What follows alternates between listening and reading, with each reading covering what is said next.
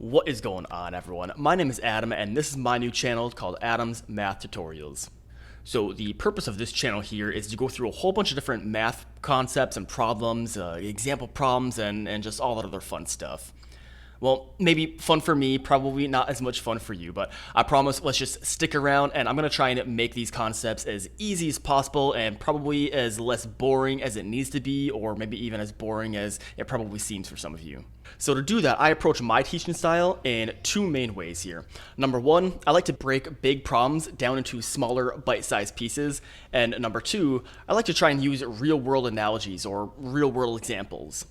So I think by not only breaking the problems down into smaller, easier steps, but also relating those steps into things that you're already familiar with, it just helps to really instill the core concepts in your brain, and it's a lot easier for you to remember them later on. So if you're open to this style of learning, then I encourage you to hit that subscribe button and follow along as we try and make math less boring.